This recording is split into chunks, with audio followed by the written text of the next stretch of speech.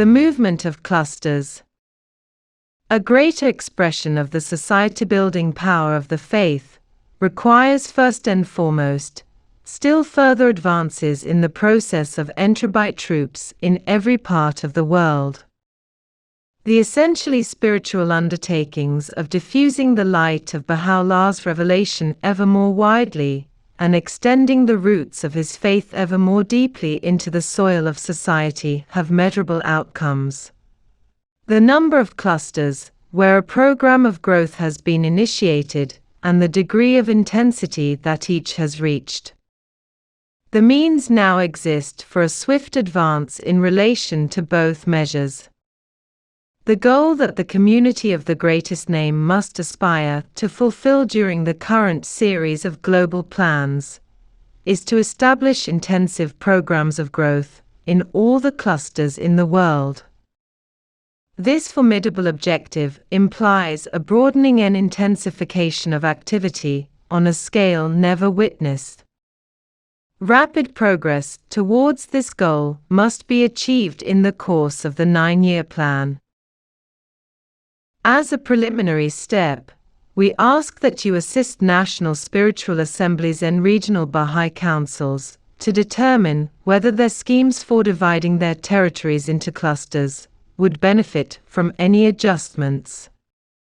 As you know, a cluster defines an area where the activities of the plan can be stimulated in a manageable and sustainable way. Over the last 21 years, much has been learned about the size of cluster that is manageable in different contexts and in different parts of the world. In some countries, modifications have already begun to be considered, occasioned by the effects of growth. In many instances, this reassessment will not lead to any change, but in some, it will result in a cluster being divided or reduced in size. And occasionally a cluster might become larger. Areas that are sparsely populated, owing to the natural terrain, may be excluded from the clustering scheme. Of course, any believers who reside in such places would adopt as many elements of the framework for action as are applicable to their circumstances.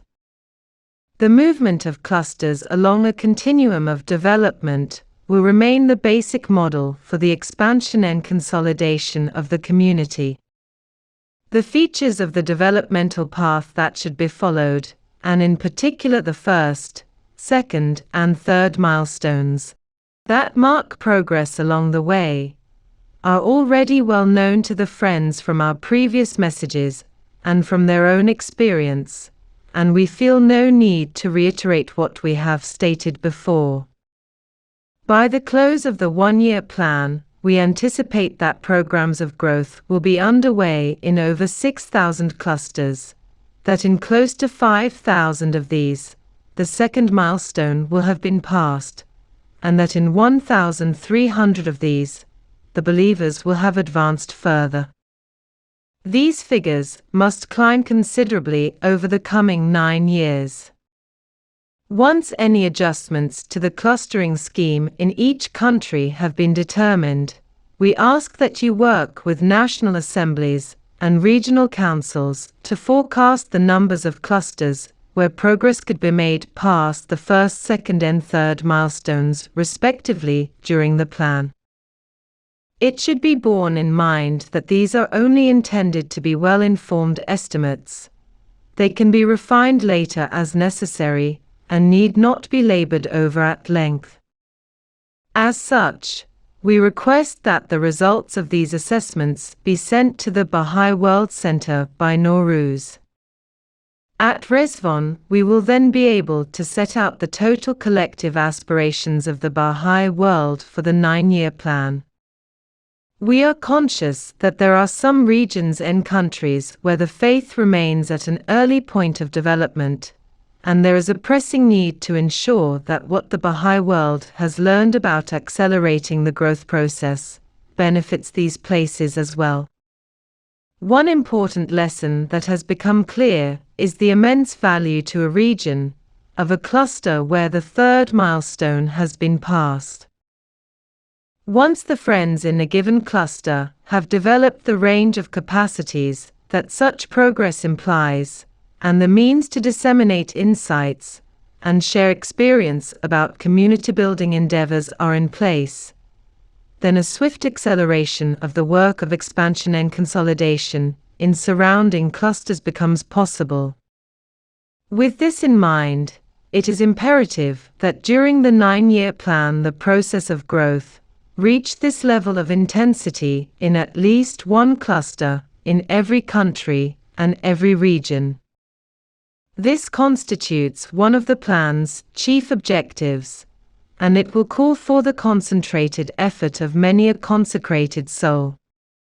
The International Teaching Center is ready to work with you to implement several strategies to bring this about. Foremost among these will be the deployment of teams of international and homefront pioneers who are familiar with the framework for action and are prepared to dedicate significant amounts of time and energy to serving the cause over a number of years.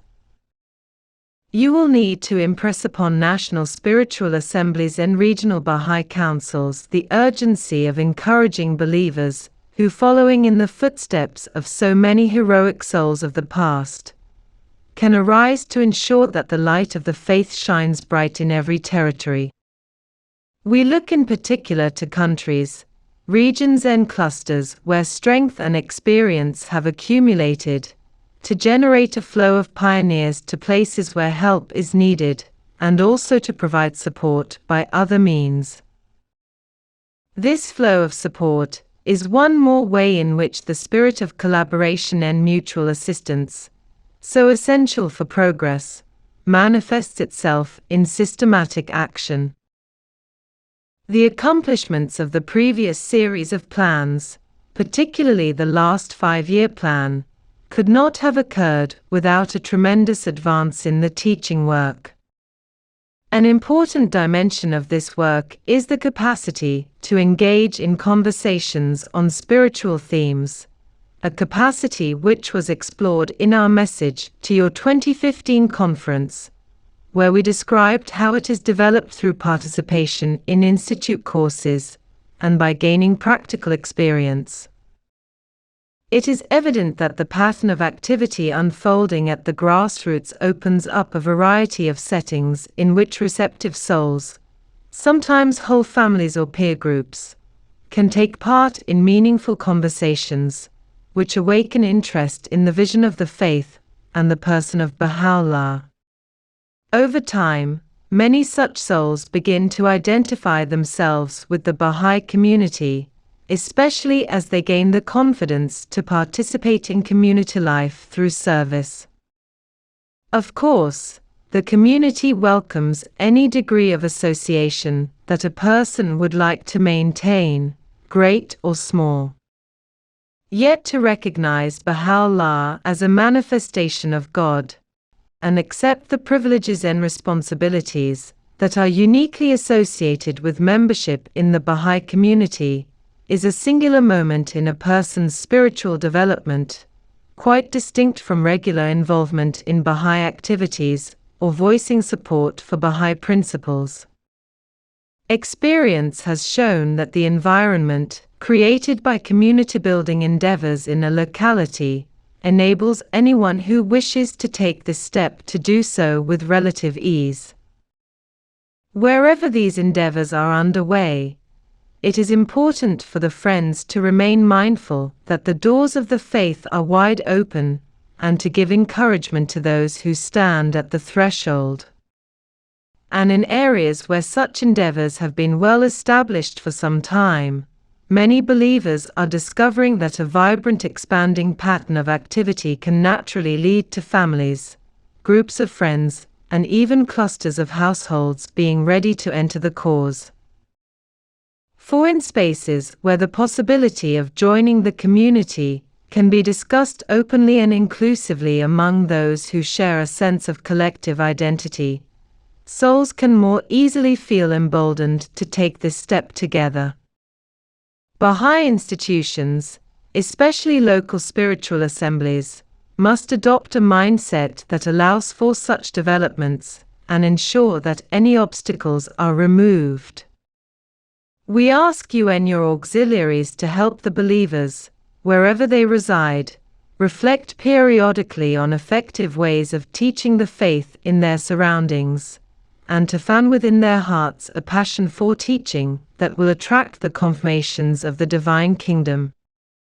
Souls who have been given the blessing of faith have a natural wish to share this gift through conversations with relatives, friends, classmates, co-workers, and those previously unmet, seeking in every place and at every moment a hearing ear.